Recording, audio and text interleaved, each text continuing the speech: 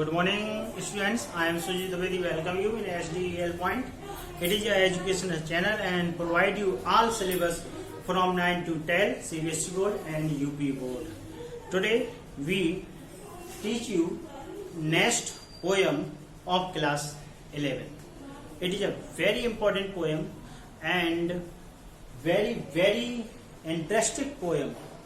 Very interesting poem and the name of the poem is Father to Son. Father to Son. And Elizabeth Jennings is the poetess of poem. Very interesting poem इसलिए है क्योंकि इसमें father और सन के प्रति जो relation है, एक पिता अपने पुत्र के प्रति क्या सोच रहा है, क्या फीलिंग उसकी है, यहाँ बताने की वह प्रयास कर रहा है। बहुत ही सुंदर, बहुत कम लोगों ने इस पर लिखा हुआ है, लेकिन इन्होंने जो लिखा है तो एलिजाबेथ जेनिंग ने बहुत सुंदर लिखा है। चलते हैं हम पोयम की ओर, जिसमें बता रहा है कि I do not understand this child. मैं इस बालक को या बच्चे को या पुत्र को नहीं समझ पाता हूं।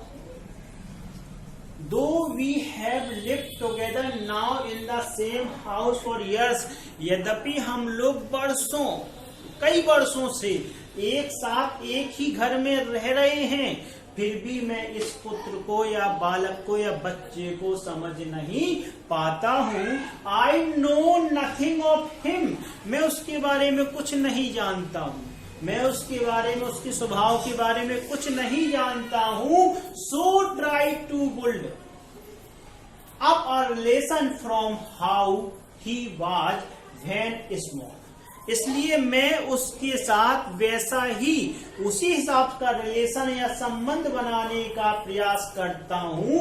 He was when small, जब उस प्रकार के संबंध होते थे जैसे कि छोटे में थे, जैसे उसके छोटे या छोटी अवस्था में संबंध हुआ करते थे, उसी प्रकार का संबंध मैं उससे बनाने का प्रयास करता हूँ। Yet have I killed, यद्यपि मैं इस पर भी कुछ नहीं कह पाता हूँ, फिर भी मैं इन संबंधों को नहीं बना पाता हूँ, फिर भी मैं उनको बिगाड़ देता हूँ। आई हैव किल्ड, मैं मार चुका हूँ, यानी मैं उन संबंधों को बिगाड़ चुका हूँ, मैं उस व्यवहार को, उस रिलेशन को मैं जो मिटा चुका हूँ, उसको बनाने का मैं प्रयत्न करता हूँ। द सीड आई स्पेंड, जो बीज मैंने बोए थे, और सोन इट्स वेयर, और जो या जहां जहां बीज मैंने बोए का मतलब हो गया, जो शिक्षा दीक्षा मैंने उसे प्रदान की थी, जो ज्ञान मैंने उसे प्रदान किया था, जो व्यवहार करने का ढंग मैंने उसे प्रदान किया था। द लैंड इज हिज, अब उसका है, अब उसका व्यवहार है, उसकी ज्ञान है, उसका कर्तव्य है, सब कुछ उसका है। नन ऑफ माइन, अब मेरा यहाँ कुछ नहीं है, मेरा यहाँ अब कुछ नहीं है। वी स्पीक, हम बात करते हैं लाइक स्ट्रेंजर, हम बात करते हैं लेकिन अजनबियों की तरह हम बात करते हैं। हम वी स्पीक लाइक स्ट्रेंजर, हम अजनबियों की तरह बात करते हैं।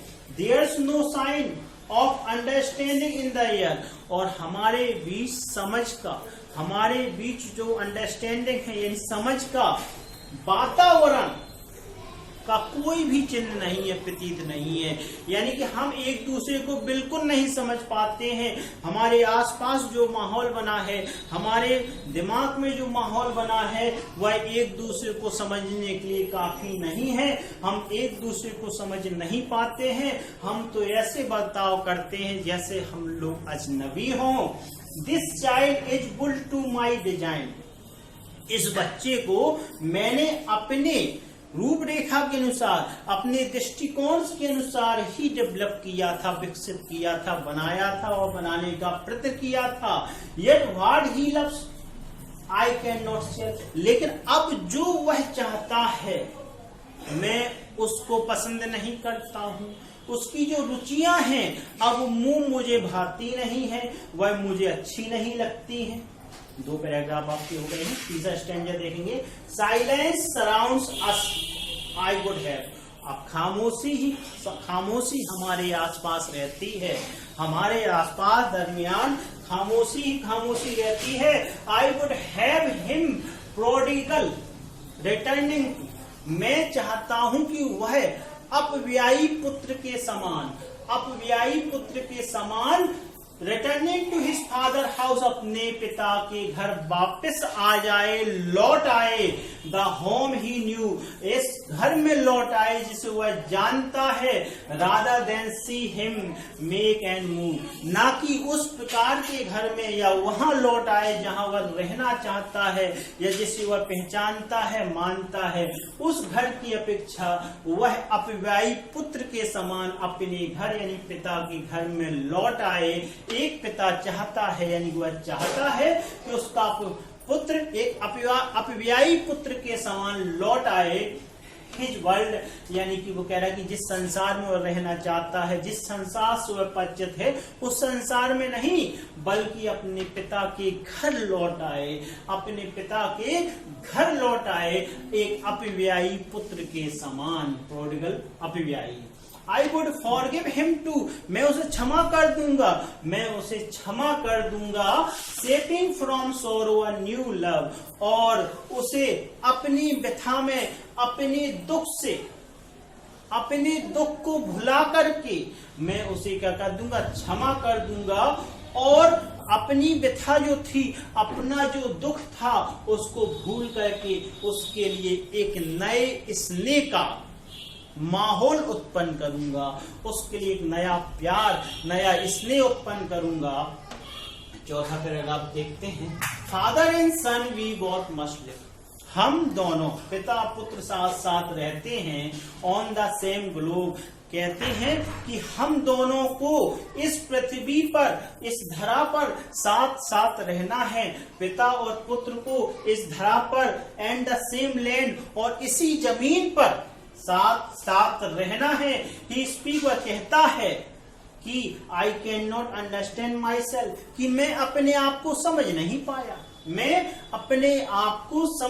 पाया, पुत्र कहता है कि वह यानी कि मैं कौन, पिता अपने आप को समझ नहीं पाया।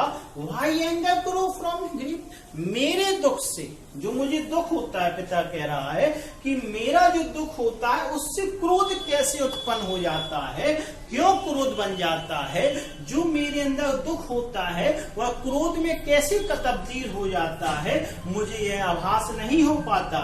We each put out an empty hand, हम खाली हाथ, longing for something to forgive, एक दूसरे को क्षमा करने की तीव्र इच्छाओं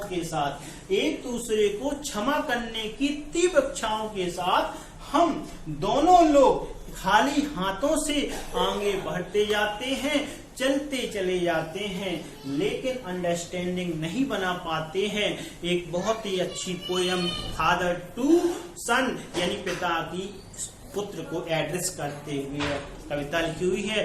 आशा है कि आपको पसंद आई होगी। अगर पसंद है तो लाइक कर देना, एंड अगर आपने सब्सक्राइब नहीं किया है तो सब्सक्राइब कर दें और बगल में बने हुए बेल को दबा दें, जिससे कि आपको नोटिफिकेशन मिल जाए। अगले वीडियो में फिर आपसे मुलाकात होगी विद इंटरेस्टिंग टॉपिक के साथ। तब तक के लिए जय हिंद, वंदे मातरम।